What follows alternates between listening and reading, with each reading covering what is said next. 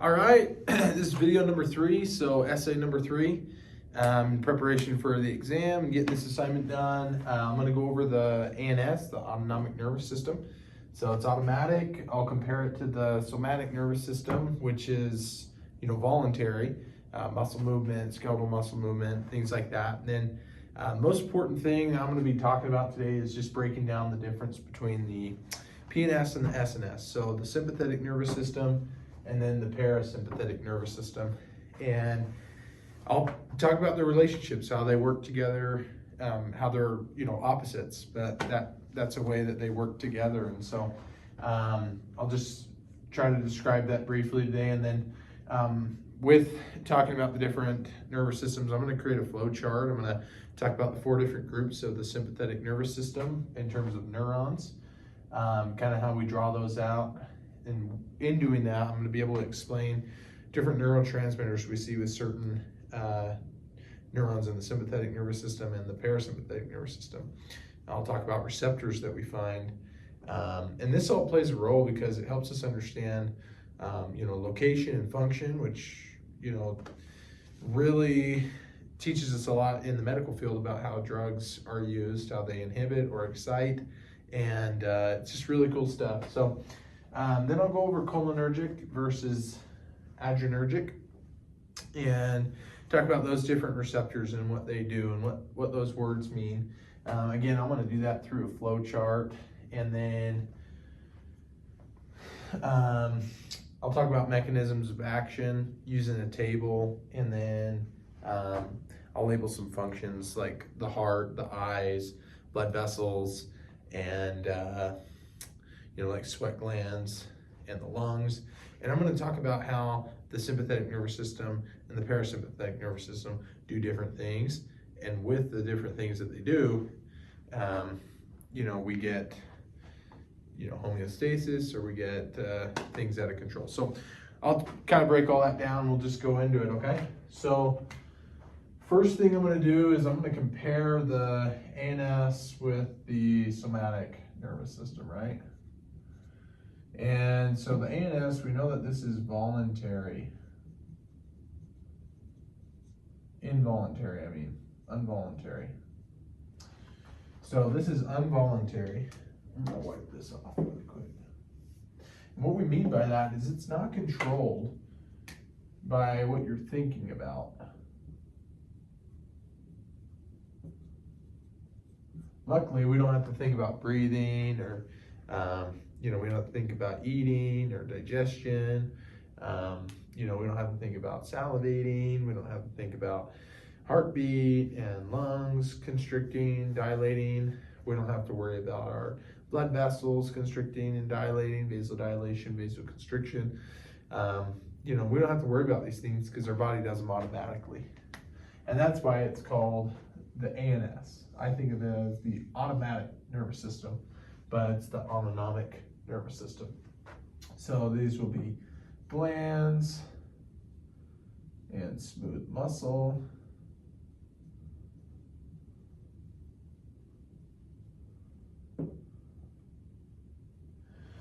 And then this is also going to be cardiac muscle.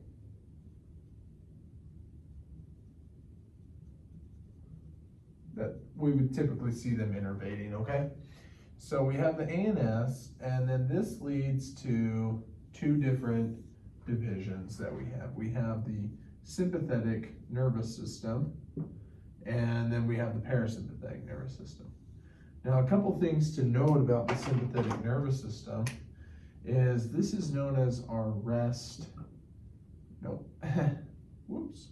This is known as our fight or flight response. And it's found through T1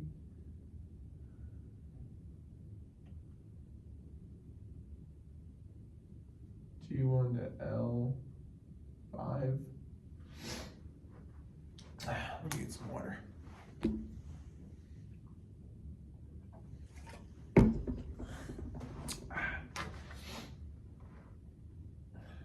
T1 to L2. And And then some other things that we want to know about the sympathetic nervous system is that, it's got these 4 different groups of these neurons, okay? So the first group that we want to talk about are the spinal nerves.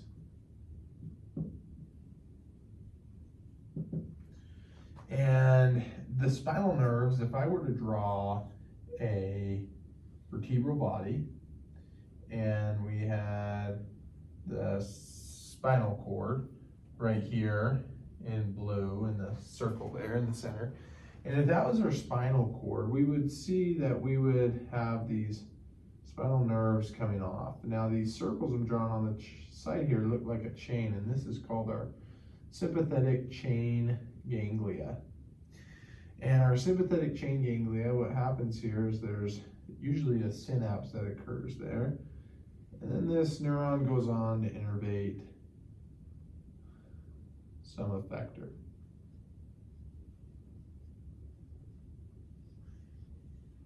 Okay, and when it goes on to innervate some effectors, some of these effectors, we call them sweat glands and erector pillae.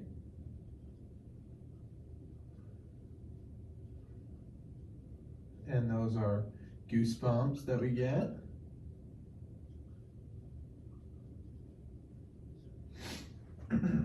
Okay. And it also does blood vessel,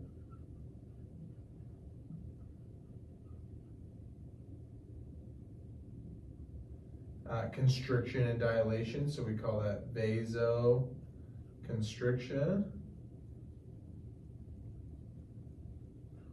and vasodilation.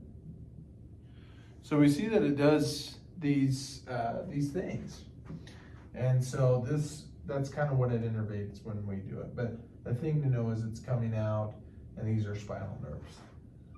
Our second one is the sympathetic chain ganglia.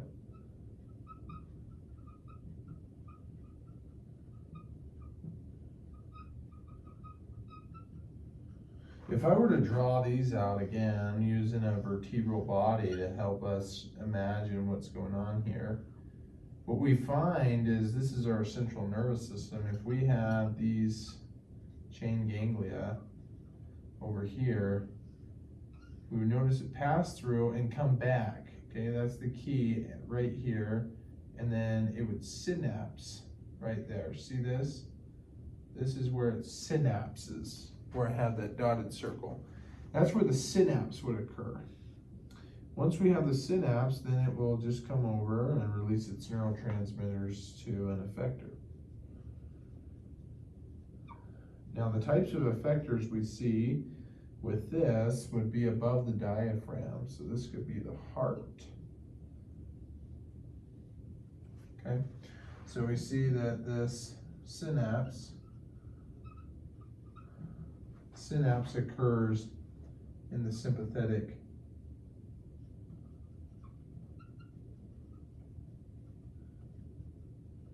chain ganglia. Okay, synapse occurs in the sympathetic chain ganglia, and it innervates above the diaphragm. So organs such as the lungs or the heart. Okay. Now we have our third type of sympathetic nervous system neurons.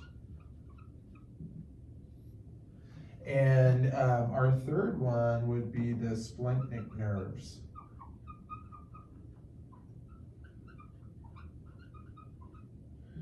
And what we see with splanchnic nerves is if we were to draw out again this cartooned vertebral body, and we put our central nervous system, spinal cord, within the core of that vertebral body, and we draw our chain ganglia again, what we find is this neuron leaves, it comes back, Now watch, it doesn't synapse within the chain ganglia.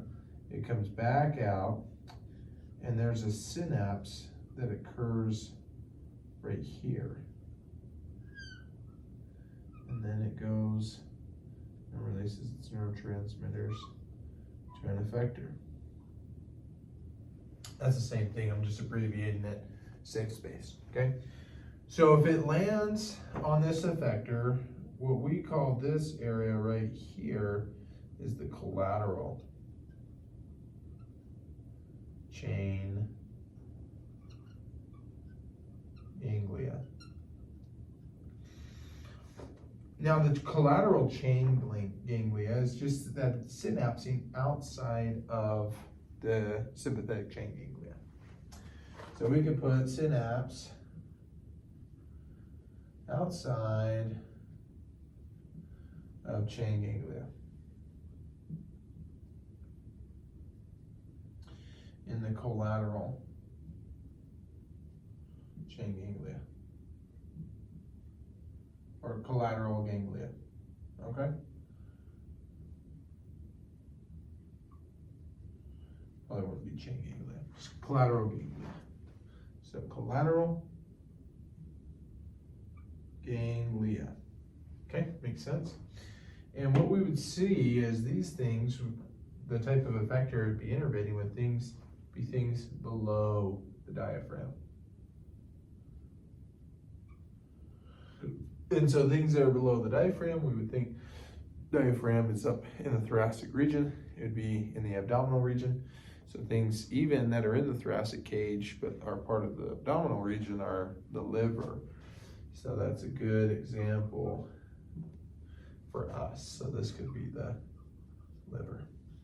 Okay. Now our last one, hopefully we can see that.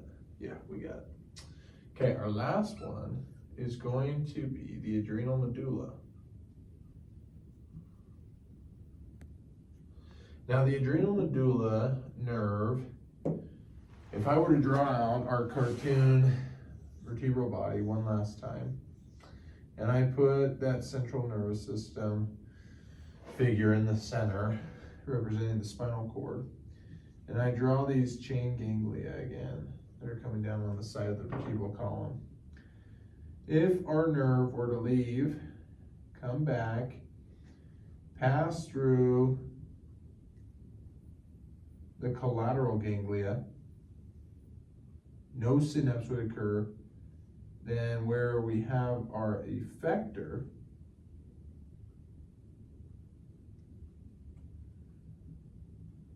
neurotransmitters would be released right onto the effector, and the synapse occurs right on directly on the organ. So synapse on organ, okay? So if we have the synapse on the organ, one of the organs, adrenal medulla, those are the glands above the kidneys, okay?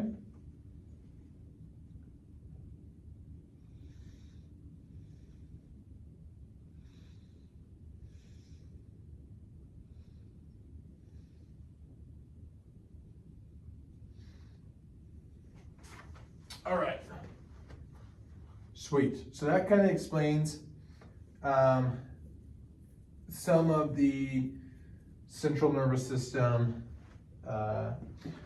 neurons that we would see and what they innervate. Okay, so now I'm going to draw out a couple cells. Well, not cells, neurons. And okay. Actually, let me get some water first.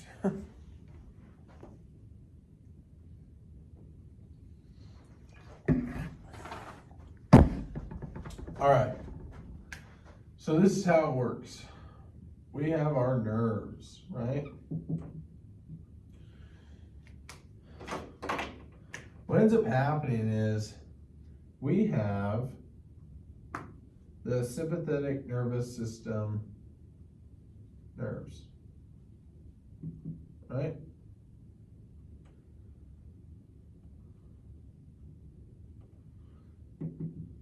SNS.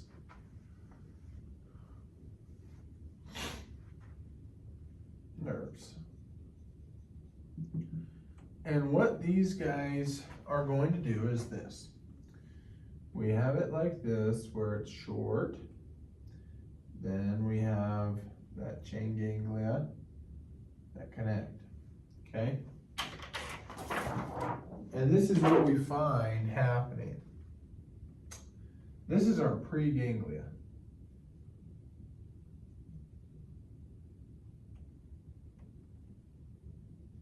This is our postganglia. This is a synaptic gap or synaptic cleft. And this is where the synapse would be occurring. Okay? What we find with these sympathetic nervous system neurons is they release a neurotransmitter right here called acetyl-CoA. And I'm going to abbreviate that as ACH. Okay? They release acetyl-CoA. Acetyl-CoA then binds on these to an N2 receptor. So if we had a blue receptor there, these would be N2 receptors, okay?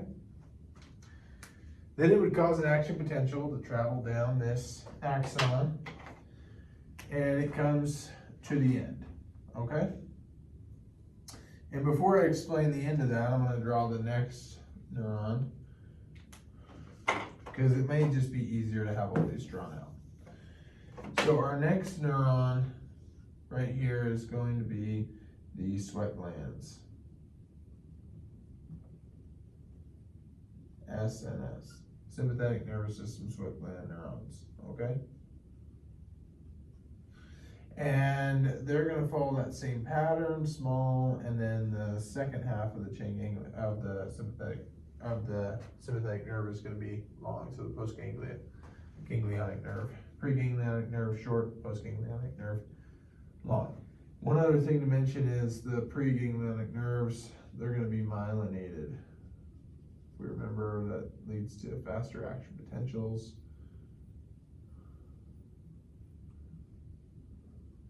Like we talked about in our last video. So these are going to be myelinated. These will not be myelinated, okay? Then we're going to talk about our third one. And this one is the adrenal. Right here. Adrenal medulla nerve. Or neuron.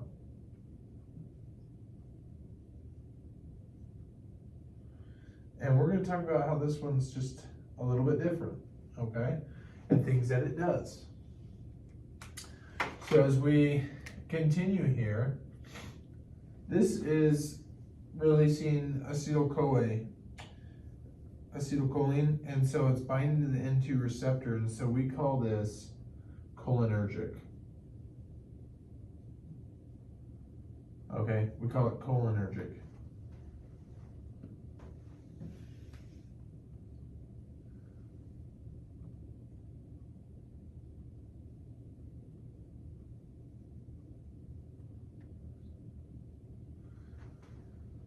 Okay, we call that cholinergic. Now these are also cholinergic. We have, on this one, we have acetyl-CoA being released, but we actually find that right here, instead of an N2 receptor, we have an N2 receptor here, but then as we get down, it's going to change to a different receptor. This one's also going to release acetyl-CoA. But this one binds directly to an effector, right? And in this case, it's the adrenal glands above the kidneys. And then they release a neurotransmitter called norepinephrine or epinephrine. And this transmitter gets released into the bloodstream to cause some sort of stimulation, okay? And we learn that 80% is going to be epinephrine and 20% will be norepinephrine, okay? So what ends up happening is this one will travel down and it releases a neurotransmitter. Now this neurotransmitter, I'm going to draw in black because it's different. They're called cholistamines, and there's several of these. We have norepinephrine, epinephrine, and then we have dopamine.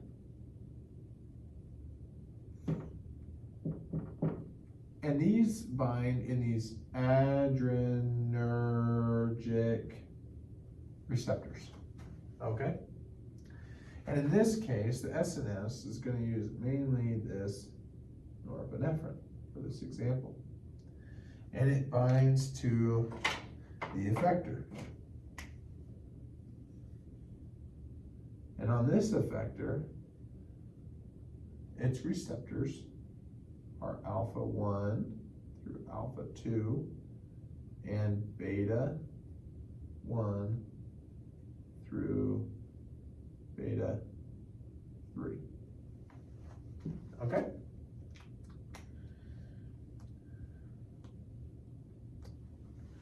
Now,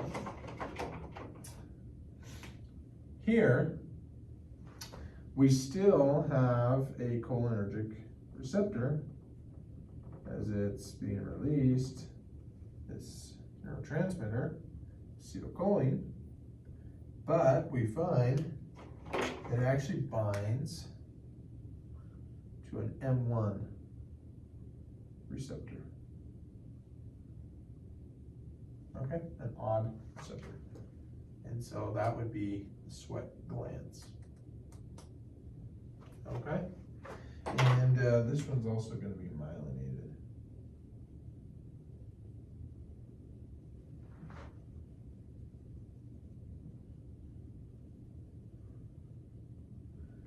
Okay.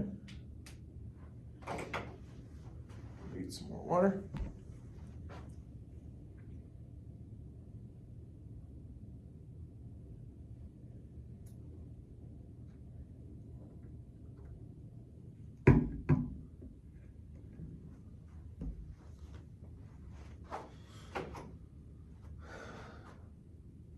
I think I might have said this word wrong, but they're called catecholamines.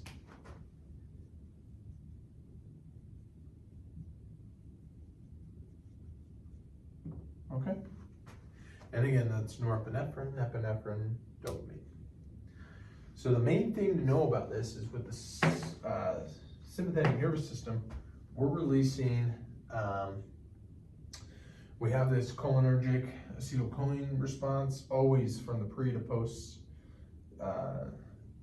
ganglia. But then up here on that post ganglionic synapse to the effector, we see that there's this change that occurs and we have this adrenergic response. And I'll go over the difference between those, but for right now, we just need to highlight that there's a difference there, okay? So I'm going to continue this flow chart here. And if we continue over here, we would then find the PNS, okay? Now, some things to highlight about the PNS. This is called the parasympathetic nervous system. And this is known as our rest and digest system. It comes off of S2 to S4, I believe. Okay? But it also comes from above the neck, the cranial sacrum, or the cranial area, and we would have these as cranial nerves. One nerve in particular is the vagus nerve. Cranial nerve number 10. And we point this nerve out because 80% of the parasympathetic nervous system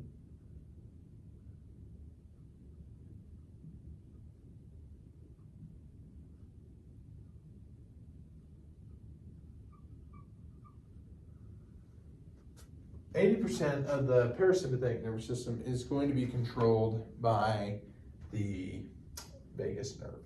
Okay? So that's just a couple things we want to highlight about the parasympathetic nervous system.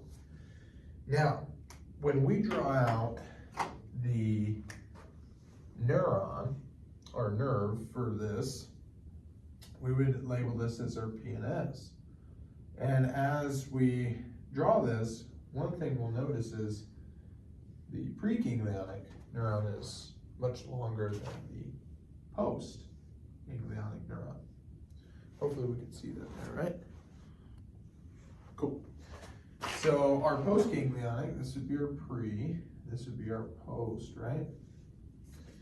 And what we find here, post-ganglionic neuron, is it works very similar to these. This is going to be myelinated, right? We call this our myelin sheath.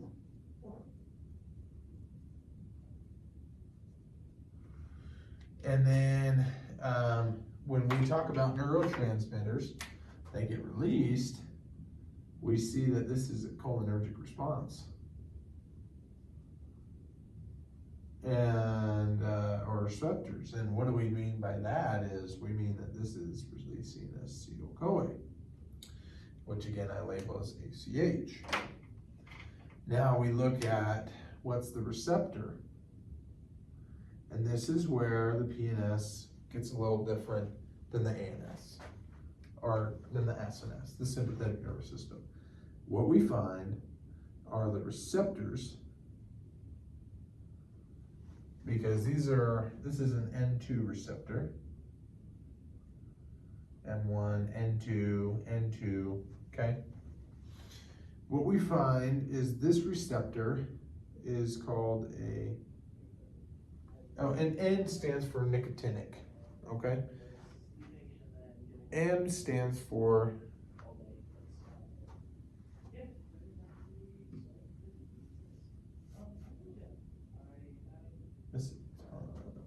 okay. Anyways, whatever. So M1 through M5. Okay, those are what the receptors are labeled. And then this would come, well actually, this is an N2 receptor right here, nicotinic. Then when we get to the effector,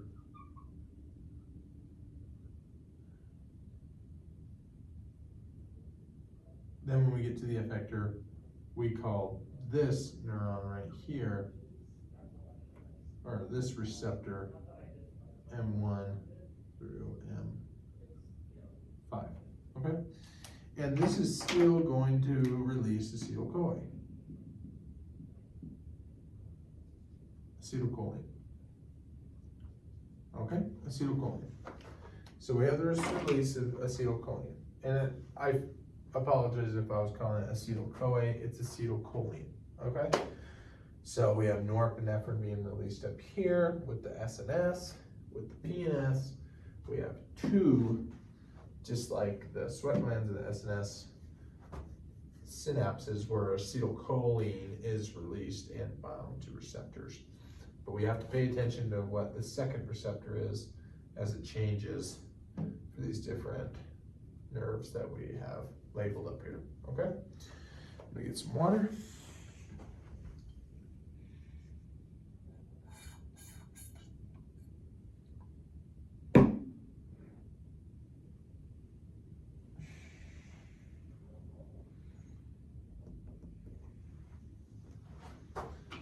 Okay.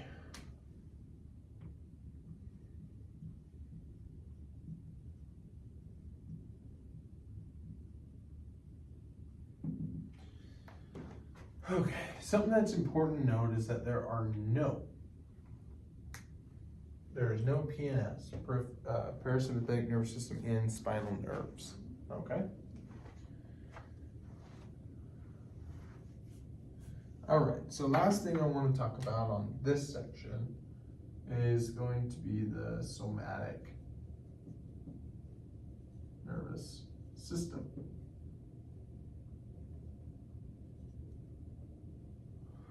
So the somatic nervous system, well, what we know about this is voluntary. It takes thought to control.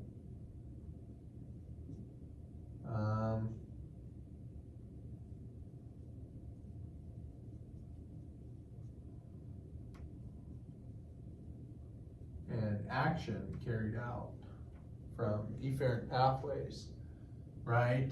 We find that this is motor and sensory. And so what I'm trying to highlight here is that there's a difference between the ANS and the SM and the somatic nervous system, in the fact that the ANS is automatic, we don't think about it, and the somatic nervous system takes thought, and we do think about movements that we do, muscle movement, right? We do think about sensory and touch and those things, and so that's the difference between those two, okay? And so if we were to draw out really quick a nerve or neuron, we would see it'd be long, kind of like the adrenal medulla, and these would innervate / the effector would be skeletal muscle. Be an example.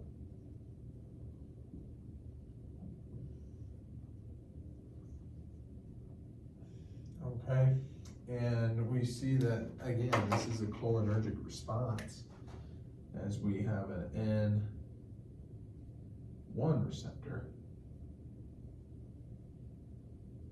A little different, okay? And then again, we have this acetylcholine as the neurotransmitter being released, okay? So we would call this a somatic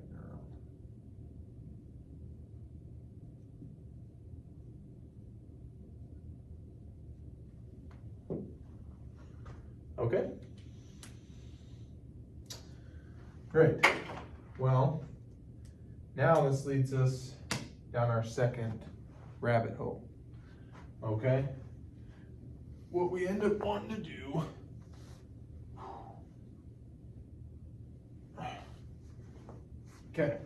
what we end up wanting to do with this is we want to look at the difference between cholinergic and adrenergic. And when we think about this, we think about the ANS, the autonomic nervous system, right? If we were just to continue this down right here, the ANS. What ends up happening is we see that there are many types of neurotransmitters. I'll call them NTs, okay? But we have acetylcholine,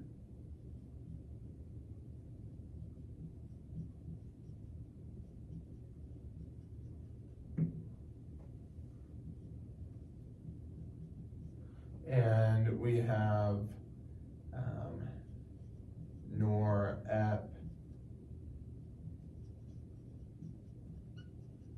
norepinephrine, and we have epinephrine, and we have dopamine. Okay, then we have receptors.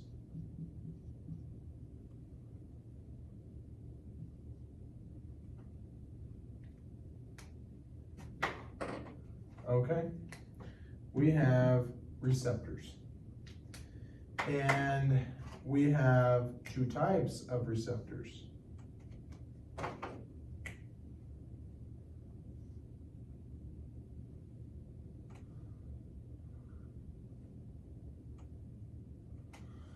trying to think how I want to do this. Oh yeah, we have two types. We have the cholinergic, and we have the adrenergic receptors. In the cholinergic, we have two again. We have nicotinic, and then we have muscatinic.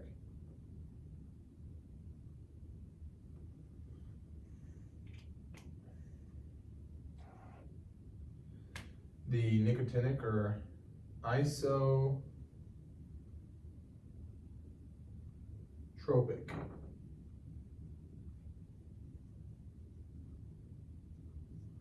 What that means is they, with stimulus, increase sodium ion gated channels.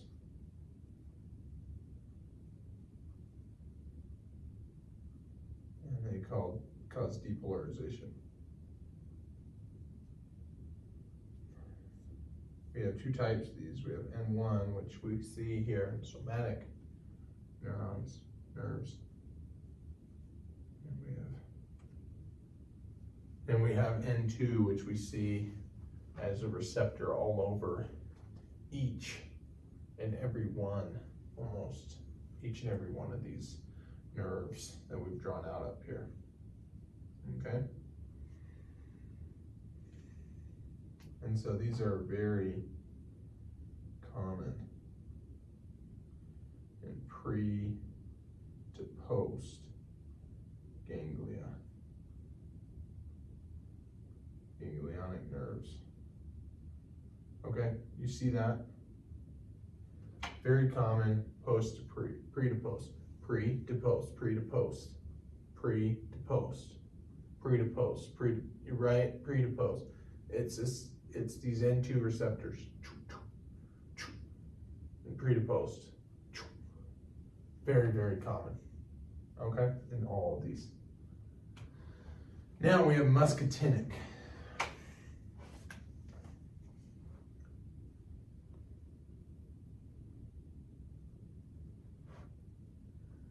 And muscatinic they're only found in the PNS ones, right? You see that up here, the PNS over here. See these right here, muscatinic is going to be M1 through M5, and they're found in the PNS. And we see M1 found in sweat gland of the SNS. Okay? Perfect. All right, so we got all that down. Now we have cholinergic, which we know are using acetylcholine. Acetylcholine. And we have adrenergic, which are going to use a variety, possibly, of these neurotransmitters. And we have two different little family categories we like to split up from adrenergic, and that's alpha receptors and beta receptors. We have alpha 1 and alpha 2, and we have beta 1 through beta 3, okay?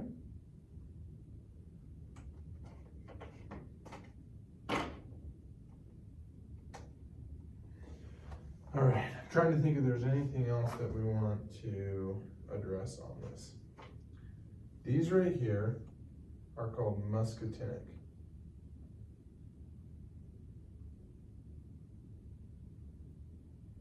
No.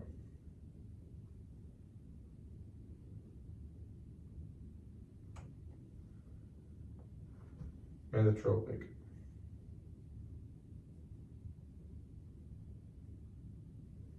Metatropic. Okay? Metatropic. And what we mean by that, if these are using these ion gated channels, These use G coupled protein receptors. Okay? They use these G coupled protein receptors and they cause a cascade before response.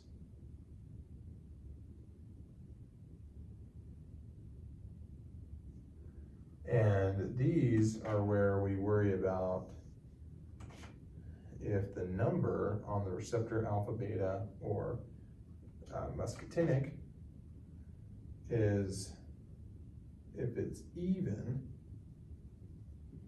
then it's negative and inhibitory.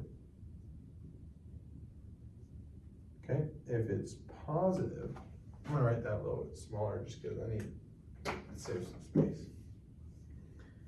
Okay, so this is what we worry about. Okay, if it's even, then it's negative and it inhibits. If it's odd, it's positive and it excites. Okay.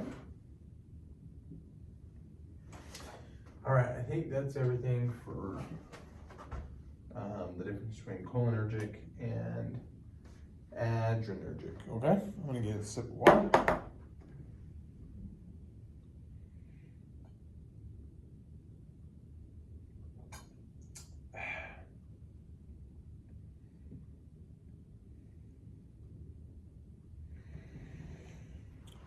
Okay, so some things that I wanted to touch on really quick is alpha-1 receptors are most like norepinephrine, okay, and beta-2 receptors, they like epinephrine the most, responding to that, okay? And then some examples of these G coupled protein receptors would be the P3 and CAMP. Okay? And this one is going to increase calcium in the ICF inside the cell. Okay? Well, we're going to move on to mechanisms of action. Okay? So when we get into mechanisms of action,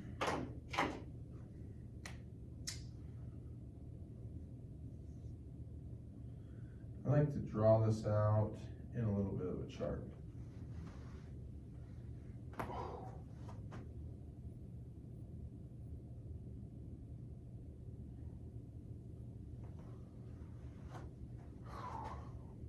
Okay, I like to draw this out in a chart.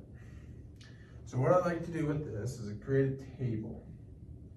And as we get into case studies and understanding why all this matters, we're gonna start to see a need to understand how some of these G-coupled protein receptors work, okay? So we create this table like this. We have our M1, M3, M5, and then we have M2 and M4. Notice I'm splitting up our evens and our odds and evens. Then we have our alpha 1. Then we have our beta 2, beta 1, and beta 3. Then we have our beta 2. Okay. Some things that we need to know about this. These are excitatory because they're odd.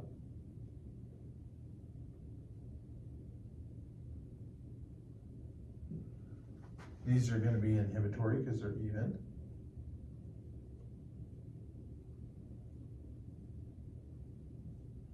This is going to be excitatory because it's odd.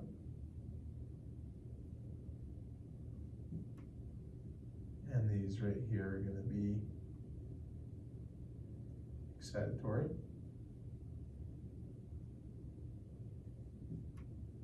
And this right here is going to be inhibitory. Because it's even.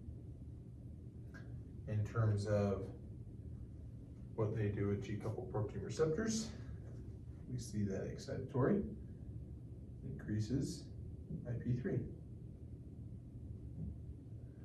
We see that M2, M4s decrease CAMP. Alpha 1 increase IP3. Beta 1, beta 3 increase CAMP. Beta 2 increase CAMP. Okay, so that's an important table, kind of dry to learn, but that's something important that we need to know. Okay, and then the last thing that I want to do is go with these mechanisms of action. Well, I guess this was number 2.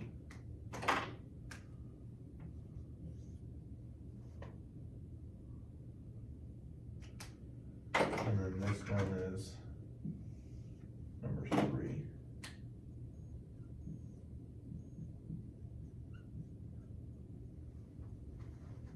Okay. So then if number 3, we continue this here. This is important in terms of like labeling functions and kind of tying all this together and seeing why this is important, okay? So when we tie all this together, I want to draw out a couple structures. Heart, lungs,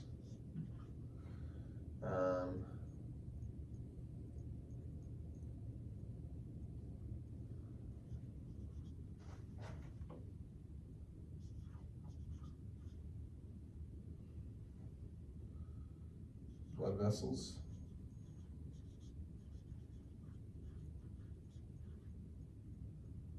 eyes, stomach, and glands. I'll just put this as sweat. Okay, sweat glands. What we end up seeing with this is we want to know a couple things. So with the heart, if we increase heart rate, that is a response in terms of a receptor, beta 1.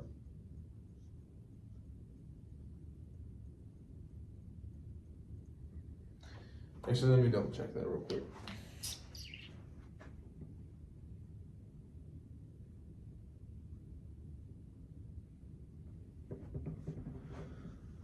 Okay, we're good. Yeah, I got it right. So that's in response to beta 1. If we decrease the heart rate, then that would be the opposite, right? And we know that they're going to do opposites. So if we decrease the heart rate, then that would be evens on M's, muscarinic receptors, right? That makes sense. This is muscarinic right here. Parasympathetic nervous system. So it would be 2 and 4. Okay. Then we have right here. Now we have the lungs. So we would do it with receptor in response to beta 2. And this would cause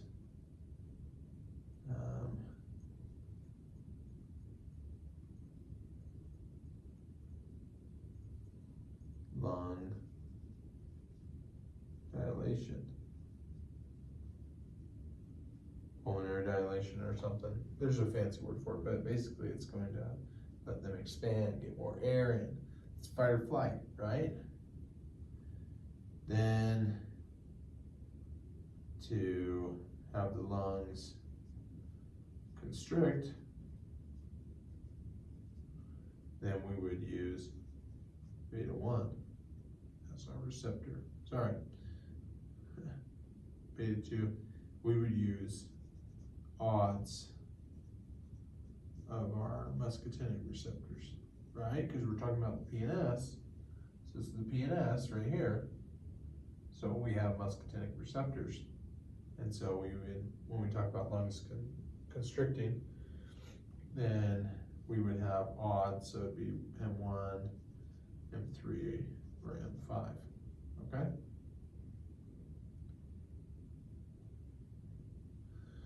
Then we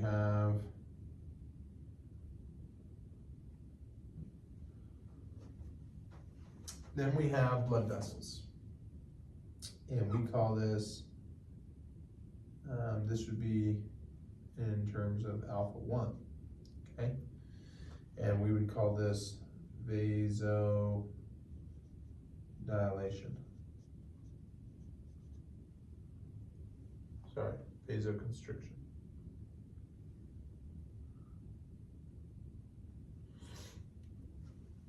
So we would call this vasoconstriction.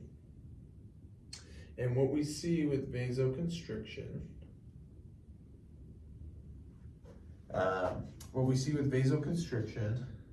let me write it down here real quick.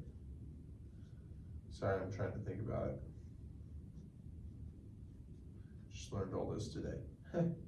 Okay, so alpha 1 would have to do with vasoconstriction, right? So the tightening, constricting of blood vessels. Then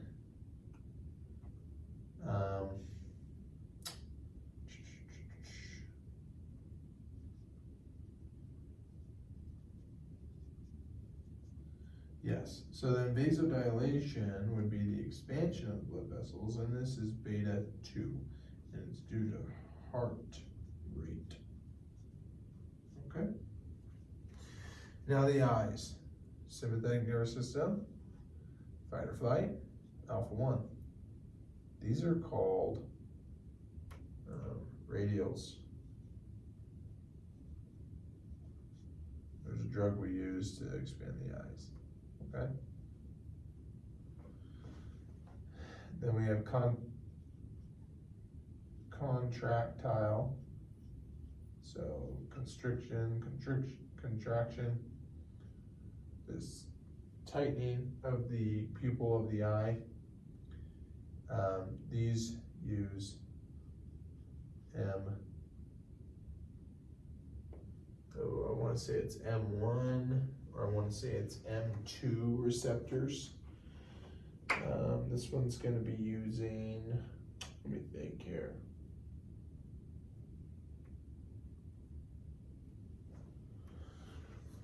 Let me think. I think it's odds. Yes, so M1, M3, and M5. Okay. Then sweat glands, we see that they use M1. Okay. On the sympathetic nervous system.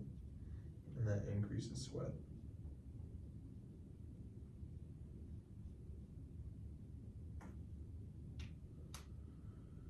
All right. So does that make sense? We have the heart. If we want to increase heart rate, we use beta 1 receptors and we stimulate those. If we decrease the heart rate, then we would have muscarinic receptors that are even, that would be in force or in play. With the lungs, with dilation of the lung and expansion, we stimulate beta 2 receptors, inhibitory. And then the lungs would constrict, excitatory, that would be M1, M3, and M5, muscarinic receptors. Then we would have blood vessels, that would be alpha 1, and that would be vasoconstriction. And then vasodilation from the parasympathetic nervous system would be beta 2, and that would increase the, or that would be because of heart rate. Then the eyes, we have alpha 1, and that is radial. So the radial muscles, that's alpha 1. And then it'd be for the contractile, constriction of the pupil of the eye, and the PNS, which would be inhibitory, And so we would have M1, M3, and M5. Okay, so that's everything in terms of the ANS. And so we just need to know what neurotransmitters are being released, what receptors, because this plays a role in a clinical setting, which I'll walk through really fast. Basically, we can understand if somebody comes in the clinic and they have high blood pressure or a high heart rate, right? What do we think is going on? Well, that's sympathetic nervous system's in play. So heart's beating really fast, fight or flight, okay? If we want to bring the heart rate down, we could give them a drug that could enhance an enzyme that breaks down norepinephrine or epinephrine, right? Or dopamine, whatever's feeding it. So norepinephrine, right? Or we could give a drug that blocks acetylcholine.